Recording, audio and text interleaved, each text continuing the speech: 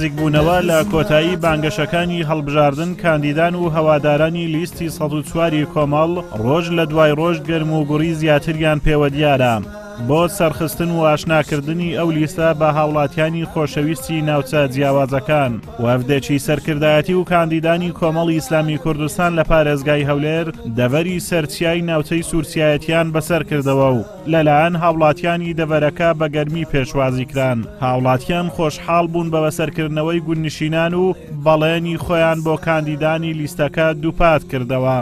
سەردانی ناوچەی خەلیفان و سەرچیامان کرد بە تایبەتی ناوچەکانی سوورسیایەتی و گوندی ساوا لەوێ کۆمەڵێک کار و چالاکیمان ئەنجامدا و هەروەها کۆمەڵێک دیدار و بڵێن چاوپێکەوتنمان ئەنجامدا.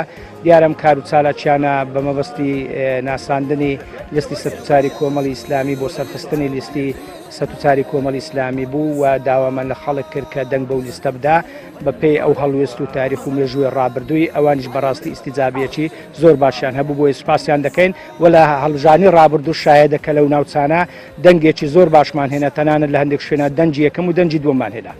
بۆ هەر شوێنە کاندیدان و سەرکردایەتی کۆمەڵ دەچن بەهۆی بوێری و لەبەری خەڵکدابوونی کۆمەڵ هاوڵاتیان پێشوازی گەرم لە کۆمەڵی ئیسلامی دەکەن و بە جێگای ئومێدی خۆیان دەزانن. کاندیدانی لیستی ١٠٤ کۆمەڵی ئیسلامی کوردستانیش بەڵێن دەدەن کەوا لە کاتی دەرچوونیان هەروەکو جاران داکۆچی کارێکی سەرسەخت دەبن لە مافی هاوڵاتیانی کوردستان و لەوێ شەڕی بەدەستهێنانی مافی هاوڵاتیانی کوردستان دەکەن. بسم الله الرحمن الرحیم. لە ڕاستیدا ئێمە جیاوازیمان ئەوەیە لە 4 ساڵی ڕابردوودا بەڵێنماندا بوو بە خەڵکی خۆمان کە ڕاستگۆ بین و ڕاستەکانیان لێ نەشارینەوە و بەڵێنی خۆمان بردەسەر و بەڵێنماندا بوو کە تەنها لە کاتی بانگەشەدا لەگەڵ خەڵک نەبین و سەردانی خەڵک نەکەین لە هەموو کات و سەردەمێکدا ئێمە هەر لەگەڵ خەڵک و جەماوەری خۆماندا بووین. بۆیە بڕیار دەدەین لە 4 ساڵی ئایندەدا نوێنەرێکی ڕاستەقینە و سەرڕاستی ئەو گەلەی خۆمان بین بەبێ جیاوازی. بۆیە ئومێدەوارین ڕۆژی 12ی 5 بە جورئەتەوە و بە خۆشیەوە بستنە سەر سندوقەکانی دەنگدان و دەنگ بدەن بە لیستی ١٠٤.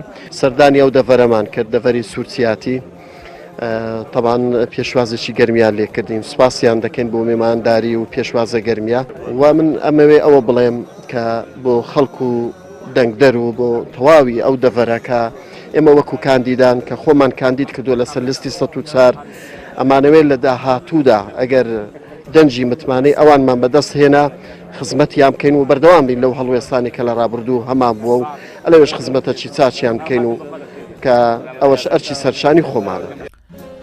کۆمەڵی ئیسلامی کوردستان بە لیستێکی سربەخۆ لە پارێزگاکانی هەرێمی کوردستان بەشدارە لە هەڵبژاردننی ئەنجومەنی نوێنەرانی عێراق بە کاندیدی لێهاتوو شایستە و داواش لە هاوڵاتیان دەکات دەنگ و متمانەی خۆیان بە کاندیدانی لیستی کۆمەڵ بدەن بۆ ئەوەی شەڕی بەدەستهێنانی مافەکانی گەلی کورد لە بەغدا بکەن نەکوەکو کەسانی تر ببنەبار بەسەر خاک و میلەتی هەرێمی کوردستانەوە. ئازاد ومەراوەی کەناڵی ئاسمانی پەیام دەڤەری سەرچیا لە ناوچەی سوورسیایەتی.